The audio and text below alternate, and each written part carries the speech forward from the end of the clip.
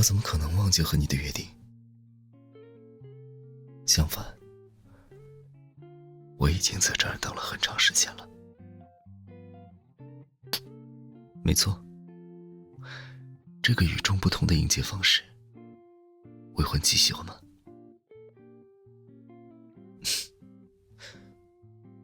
我闻起来很香。当然，为了用我高超的绘画技巧为你创作一幅完美画像，我已经沐浴熏香，从心灵到肉体都做好了万全的准备。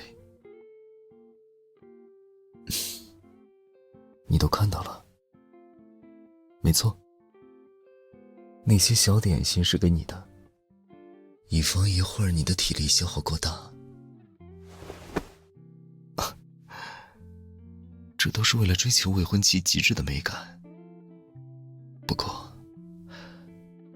我也不能保证自己会轻易地放过你。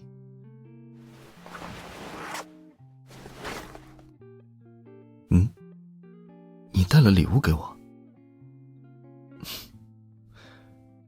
是个粉色的小吊坠。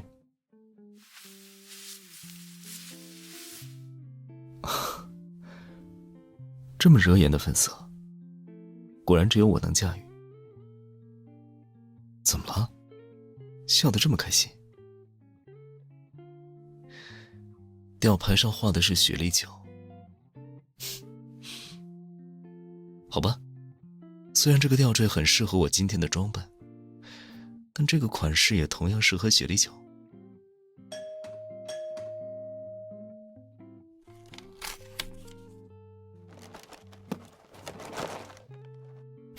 我就知道，未婚妻不会忘记给查理的礼物。先让我猜一猜是什么。善良的未婚妻愿意多给我一些提示吗？有趣。那我就来闭眼感受下。好痒，毛茸茸的，像是高科技的洗脸巾。不对吗？是玩具。未婚妻真是有情调。不过这些丰富体验的小道具，下次还是换我来。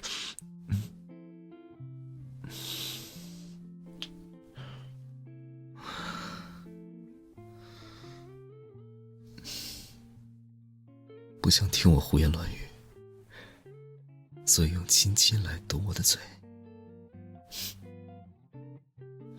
我那么大方，下次你想亲就亲，不用找理由。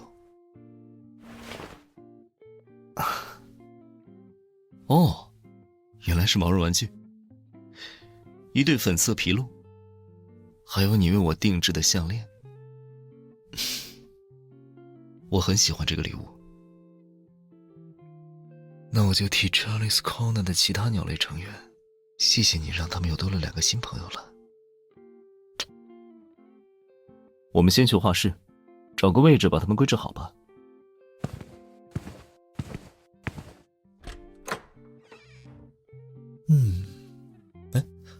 放在这里怎么样？帝企鹅和科尔鸭的旁边。好了。怎么样，我的模特小姐？现在这位画家可以开始专心地描摹你了吗？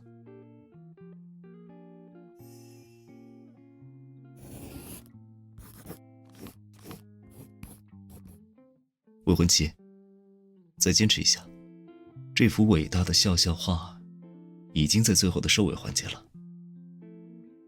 哦，芋泥蛋糕的位置可以离头的位置再远一些。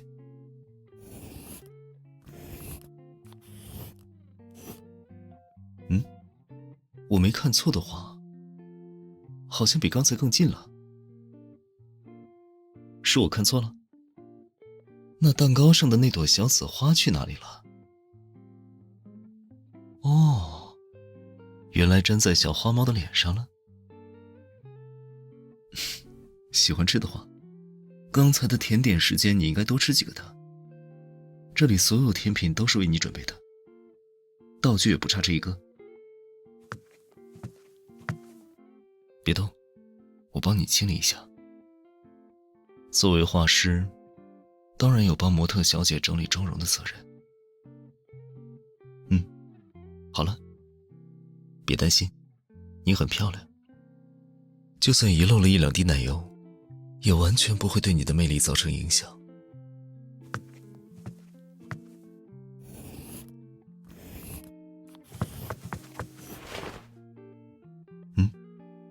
怎么跑过来了？还这样盯着我看？未婚妻是在考验画家的专业度和定力吗？哦，这一缕碎发的确在偶尔打扰我。谢谢你的发夹。不疼，没有扯到我的头发。未婚妻的动作很温柔。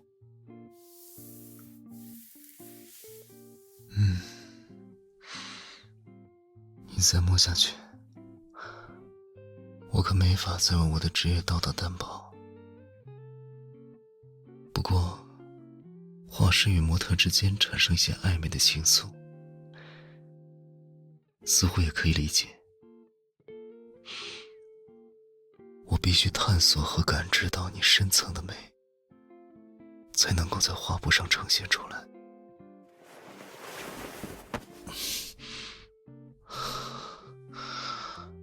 我总觉得这幅画还少了点什么，原来是我抱着你时的温度。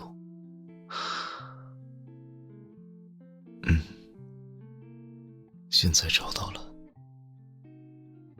最后几笔，我们一起来完成吧。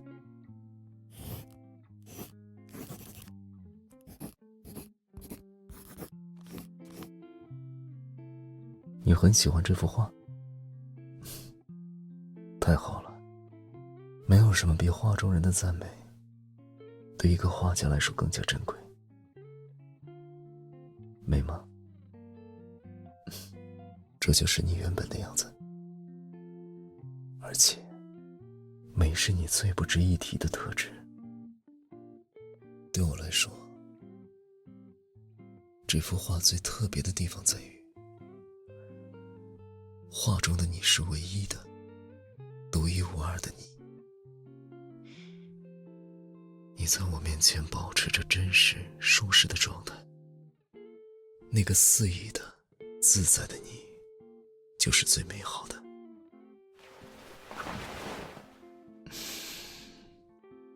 你也想一起画画？当然没问题。在画画这件事上，未婚妻是专业的，我很期待能欣赏你的画作。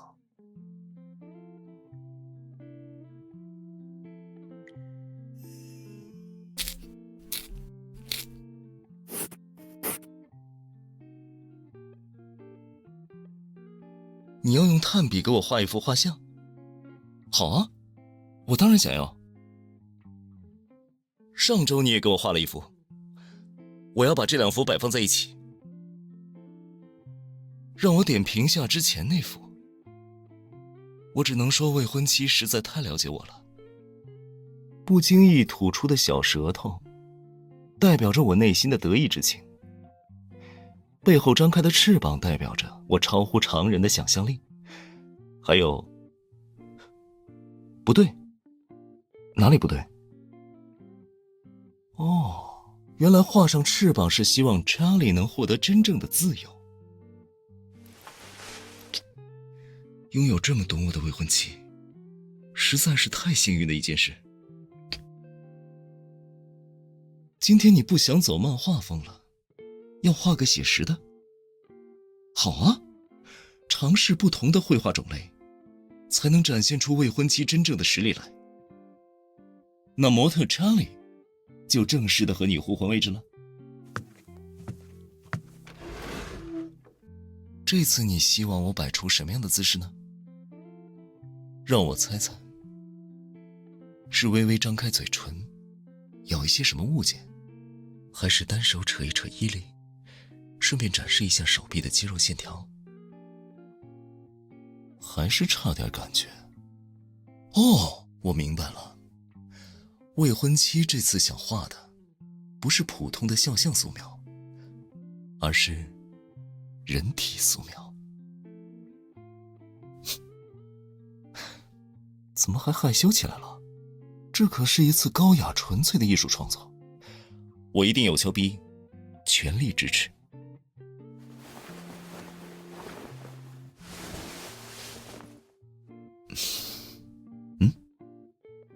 还没准备好，那我偷得慢一些，给我的未婚妻多一些时间，慢慢准备。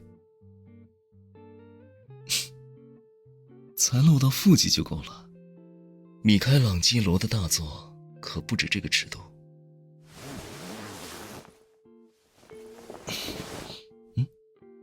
怎么了？既然是人体素描，当然得全部脱掉，一丝不挂。这不算什么，我很乐意为了未婚妻的艺术献身。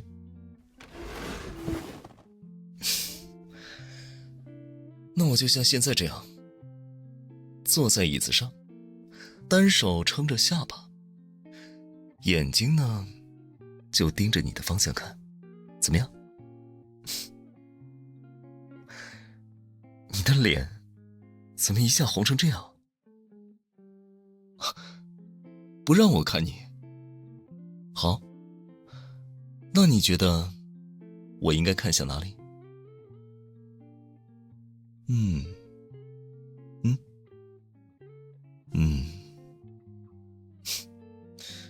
虽然我答应了你，但全程不看你对我来说实在是个太大的考验。未婚妻，有个秘密我好像从来都没有和你说过。我的这双眼睛是独立于身体外的器官，它有自己的想法和意识，会自动追随和锁定那些太耀眼、太迷人的事物。好了，不逗你了。你的呼吸怎么那么急促？要不然先休息一下，我们过一会儿再开始。不用，可是眼睛眨那么快的话，会不会影响观察？那就先深呼吸缓一缓，或者你看看别的地方。怎么自动往那里看了？难道未婚妻的目光也不受控制，被一些迷人的东西吸引了？不过从那里下手也是一种崭新的画法，你可以大胆的尝试。渴了？那我去给你倒杯。不用我倒，让我好好坐着。好好好，我就待在这里，只做你的专属模特，哪里都不去。当然，在这过程中，如果你有任何的需求，我都很乐意为你效劳。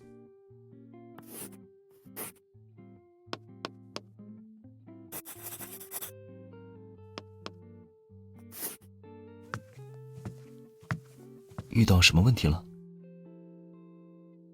因为对我的身体太过熟悉，所以想靠近找一些新的观察视角。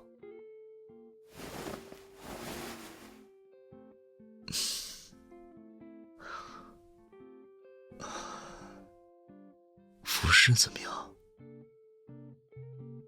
你可以重新感受我眼睛的线条，睫毛的弧度，还有瞳孔里闪烁的光泽。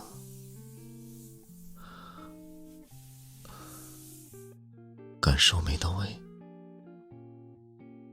那还有其他的部位也一起看看。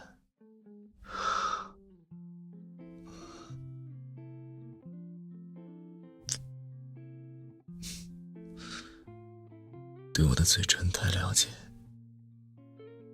所以少了一些全新的感觉。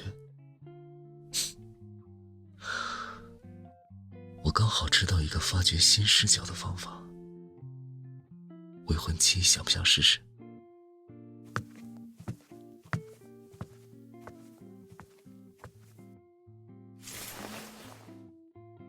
把窗户遮起来，只保留一束45度的光源斜射进房间里。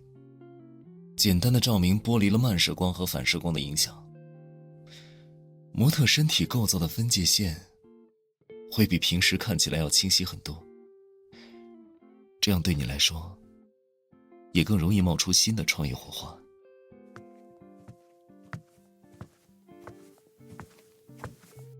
这下光线太暗，看不清嘴唇的形状了。其实不用眼睛，直接体验一下是最快的。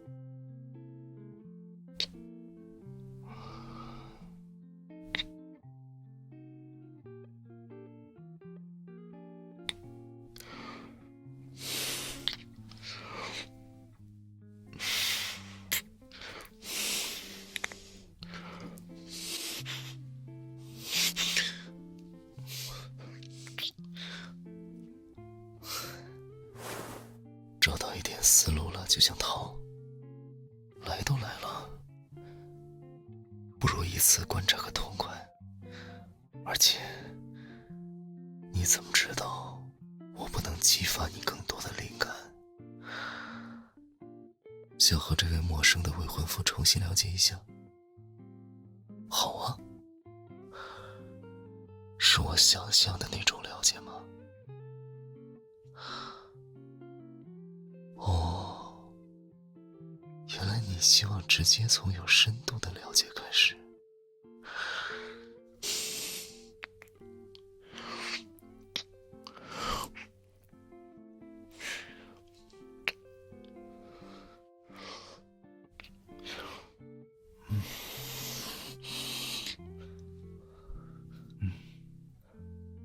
还不够深入。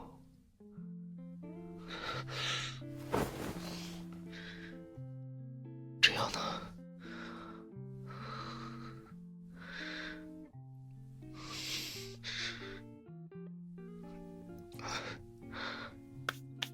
抬高一点。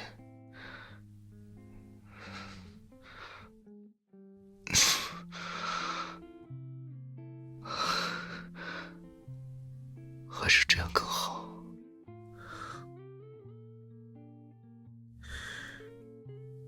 在欣赏我的脊柱吗？它是人体美学的核心支撑，它本身就是一件艺术品。轮廓从上至下体现着一种流动的优雅感。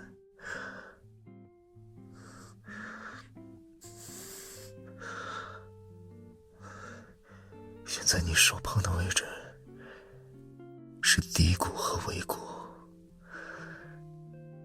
它们现在正在画出前后来回运动的双重反向曲线。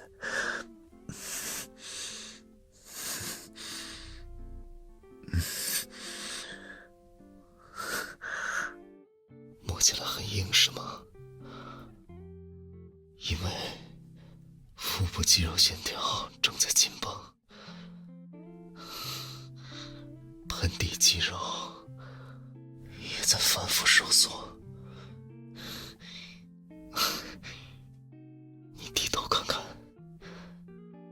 腹部在光照下正呈现出完美的阴影。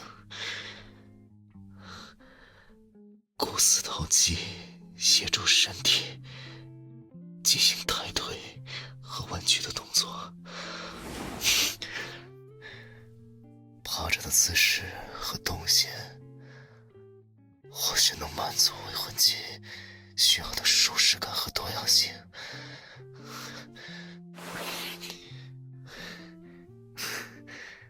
亲爱的，想坐在上面是因为觉得我撑起你的视角更美吗？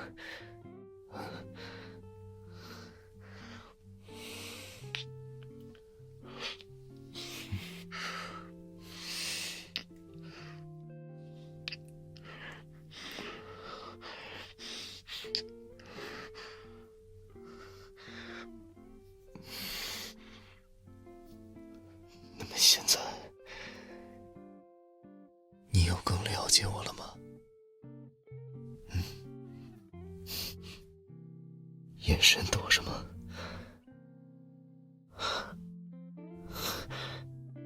看着我，好好说。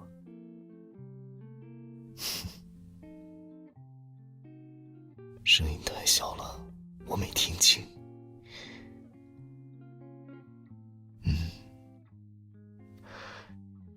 这下听清了。我也同样觉得，每一次的相互探索，都让我们的灵魂又一次得到共振。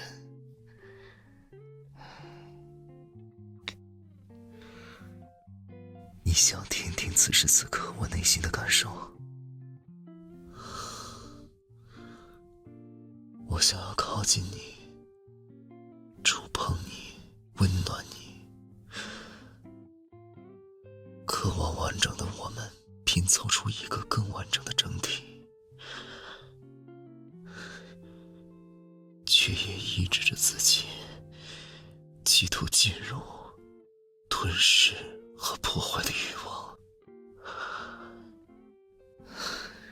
有关这一切，现在不是已经被你一览无余了吗？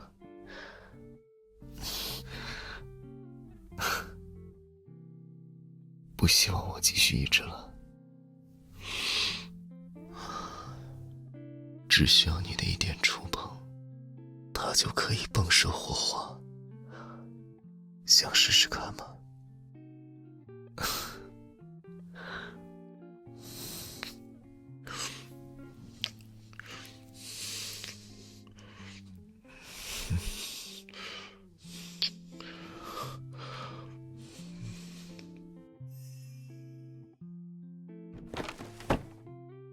我们今天真的留下了不少画作。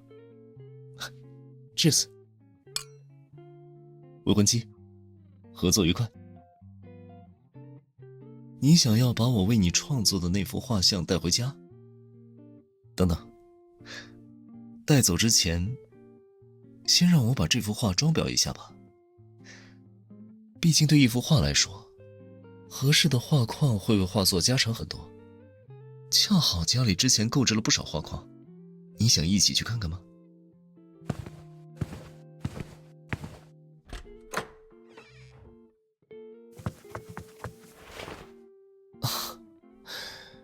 原来未婚妻对这些画框这么感兴趣。这边是洛可可时期的浮雕画框，这里呢是一些宽边手工制作的实木画框，另外还有一些色彩跳跃的亚克力透明画框。没错，浮雕画框比较适合复古风格的画作，实木适合偏自然、温和一点的画，彩色亚克力适合拿来搭配一些具有现代感、实验性的作品。我觉得你的画像更适合什么画框，这取决于怎么定义这幅画了。我想，画上的人是你，选择的权利也应该交给你。因为只有你可以定义自己，哪怕是我也不行。就要这个？未婚妻的眼光果然是专业的，挑选的画框非常适配这幅画。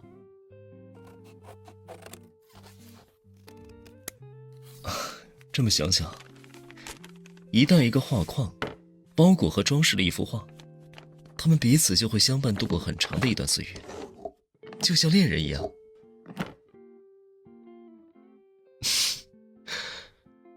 你问我们谁是画，谁是框？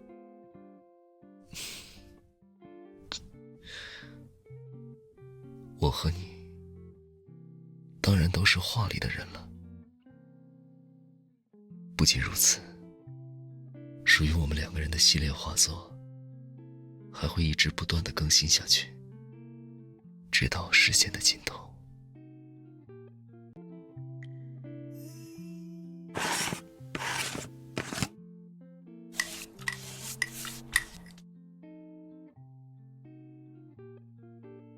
选油墨是因为这些彩色的瓶子看起来很漂亮吗？哦，原来还因为这香甜的气味。那是因为我选的是很方便清洗的可食用油膜，使用起来更安全。和未婚妻一起进行的活动，安全性总归是第一位的。你想邀请我和你联合创作？好啊，我对和你一起创作这件事期待很久了。你今天想画点什么？烟花？是觉得我会喜欢吗？没错，看到平静的夜空被不同的色彩照亮，我的心情好像就会跟着变得愉快起来。那些在空中炸开的一朵朵花束，会让我联想到组成生命的一个个重要瞬间。在这些瞬间里，我总是能看见你的身影。你真是太棒了，我很喜欢这个提议。既然是烟花，我们得用大画幅来呈现了。这个2米高的画布怎么样？好，那就由未婚妻这位大师来打线稿。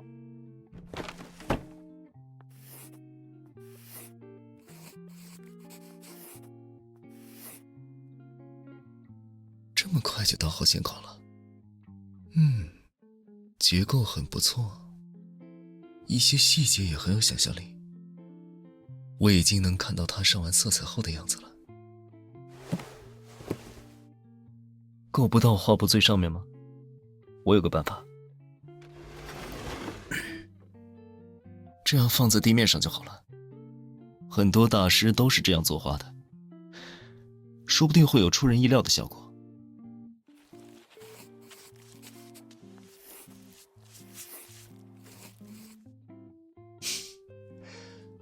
你想让我帮你画左边的这朵烟花，主体用粉紫色，边缘的光晕就用淡紫色，怎么样？画好了，你来看看。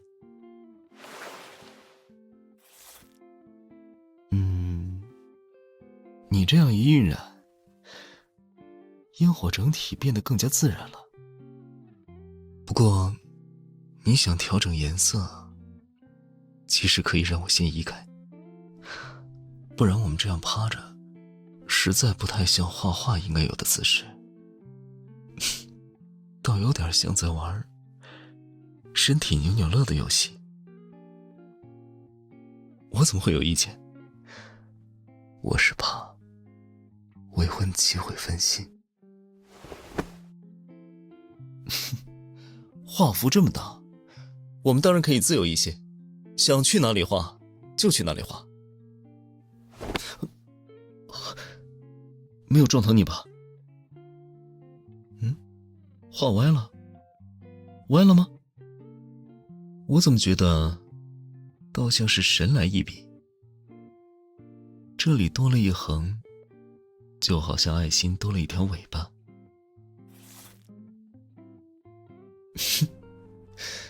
这一笔嘛，像是水母长出了笑脸。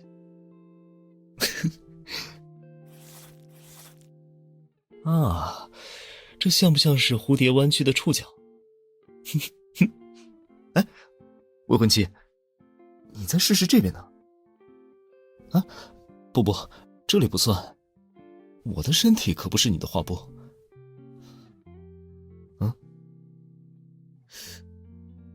衣服不小心弄脏了吗？没关系，很好清洗的，你开心玩就是了。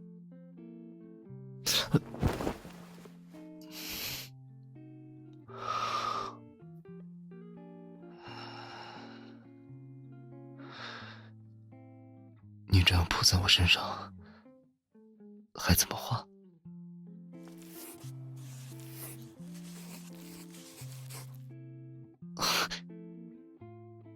这样也能画？好吧，不过这个作画的姿势可有点大胆。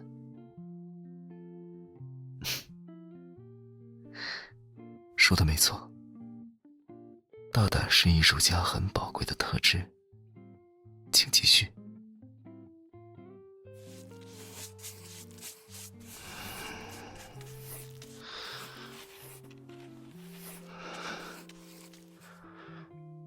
你的头发弄得我热热的，不过我能控制得住，绝不会干扰艺术家的作画过程。你甚至可以再上来一点，上到什么位置？看你喜欢，只要你自己舒服就好。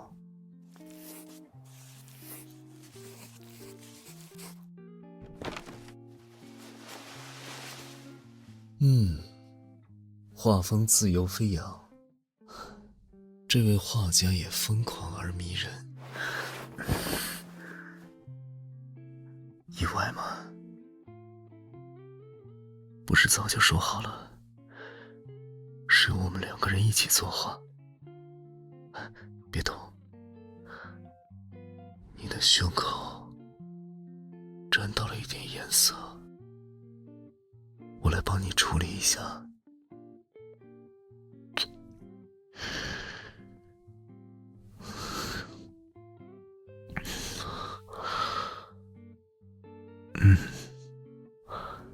这里是桃子味的。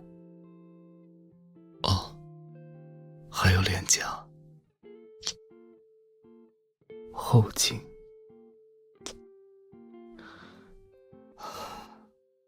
手臂，都不小心沾到了。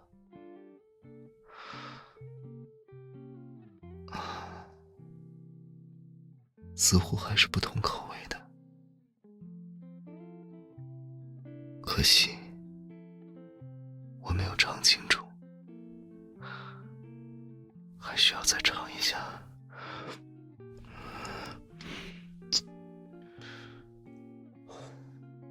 这种原始的方式好像并不能处理干净，不然我们就将错就错，在上面叠加一些图案吧。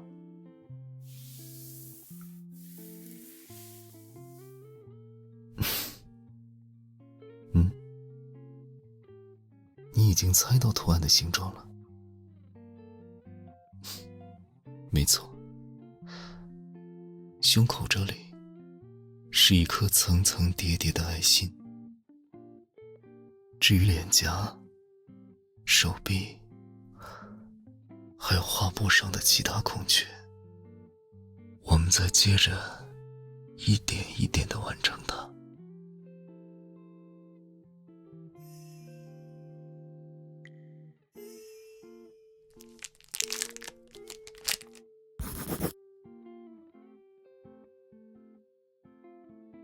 未婚妻选择了蜡笔，是打算画简笔画吗？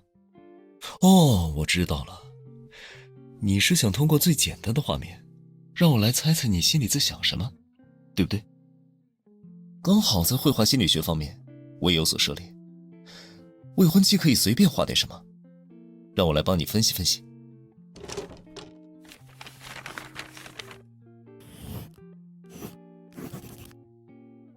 你画的一圈圈螺旋纹，代表着你对很多事物都充满好奇，渴望了解事物的发展规律，并对它们有着强烈的探索欲望。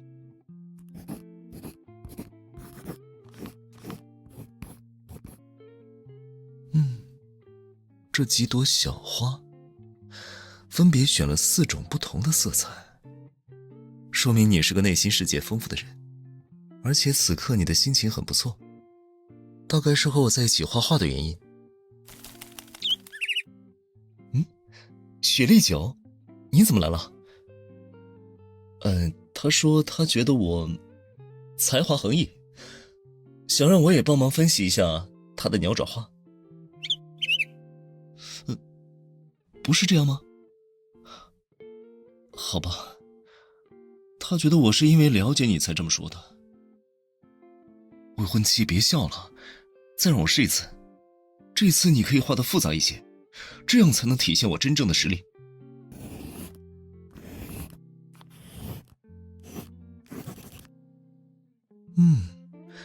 这下画面变得更丰富了。有2座城堡，它们是不同的颜色，但都很温暖。城堡前有一棵大树，我和你站在大树的荫蔽之下。你想起了你的工作，对吗？你最近工作上压力很大，你认为自己能够解决，但同样希望有人能给你一些力量。说中了。最近工作压力大，怎么不跟我说？每天还顶着一副轻松乐观的面孔。我是怎么看出来的？可能是因为整幅画的色彩偏冷，说明你最近一段时间的心情并没有看上去那么愉快。你给自己画了宽阔的方肩，相对于斜肩来说，意味着你觉得肩上的责任很重，而且你的头部向我微微倾斜，表示你内心还是渴望获得我的情感支持。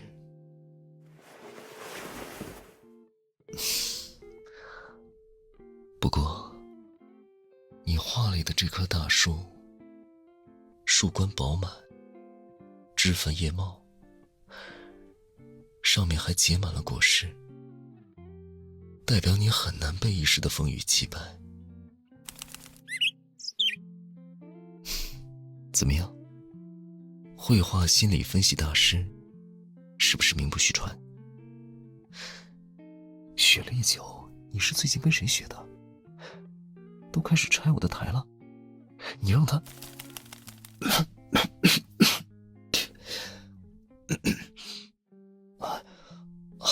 没事儿，孩子大了，总有叛逆的时候，习惯就好。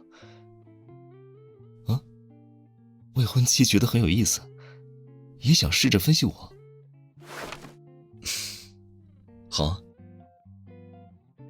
那我随便画点什么。你想分析的是我小时候的画？没问题。想要看哪张？那幅百鸟朝凤图确实是我很小的时候画的。未婚妻觉得当时的我在想些什么？某种征服的欲望。落笔的时候或许只是享受鸟儿们簇拥着我的感受，但听你这么分析下来，这幅画好像确实暴露了一部分潜意识里的征服欲。未婚妻的角度很犀利啊。再看看其他的。他虽然看起来和小鸟玩得很开心，但很需要一个拥抱。我不敢想象小查理听到这段话会有多感动。他一定会带着怀里的这只小鸟一起走来，牢牢地抱住这个暖心的姐姐。说说我小时候的事。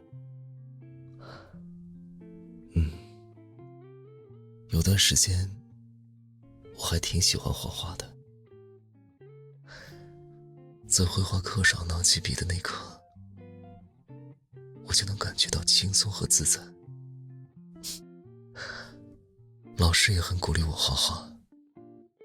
一张空白的画纸，是我生活里为数不多可以真实表达的空间。当时我走到哪里都背着画板，看到路边的花花草草就会随时停下来，记录当时的画面和心情。后来有一天，我在父亲的书房里发现了我绘画课上的习作，我才知道那些画都会被他派人拿去做心理分析，好了解我内心的真实想法。从那以后，我再也没有真正的画过画。我伪装笔触，掩饰色彩，只是为了让心理分析师做出一份合格的报告。再后来，我也尝试用画画这种形式来提醒自己应该成为的样子。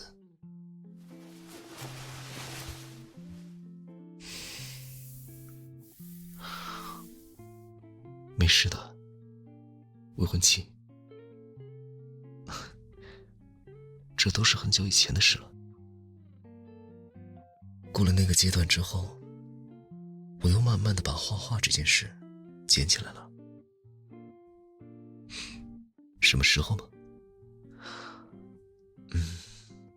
我想想，大概是上了医学院之后的一个暑假，我和同事去瑞吉尼附近的海边放松一下。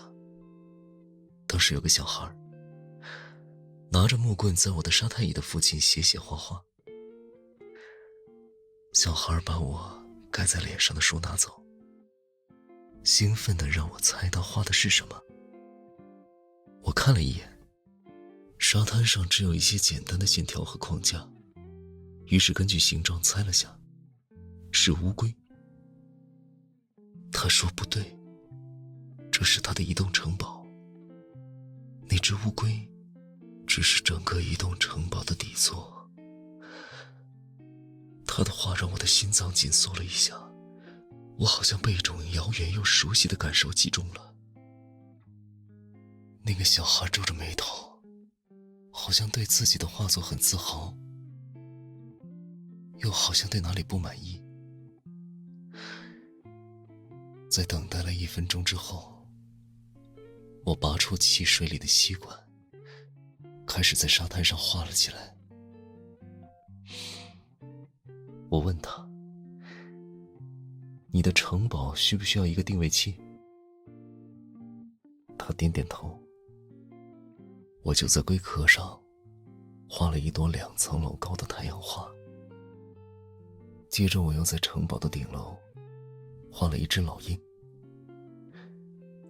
他认识天空所有的路，是这座移动城堡的领航员。仓库里还储藏着满满的甜品，提供着这只乌龟飞行所需要的动力。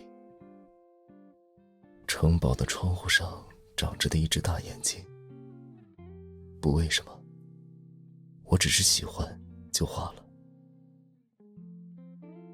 我和小孩就这样在沙滩上画了一下午的画，直到夕阳落下，海面漆黑一片。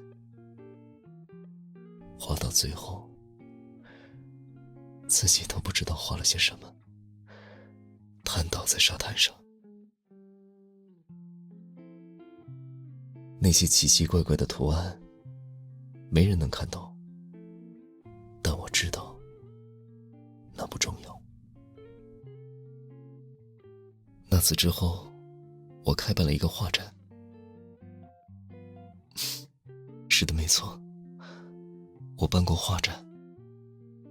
你应该更好地习惯你未婚夫无所不能的事实。好了，我继续说。我画的是从出生到那时每个阶段的样子。画的时候我没有想太多，脑子里闪过了什么回忆，就把那个最真实的状态落在了画纸上。于是有的我很古怪，有的很自信，有的光彩万丈，有的不露锋芒，有的是一段风景，有的只是一团色块，但我知道他们都是我。来看画展的有很多小孩，他们很喜欢我的画，我就把他们喜欢的画送给了他们。画展开到最后一天，整个展厅都被搬空了。我很开心。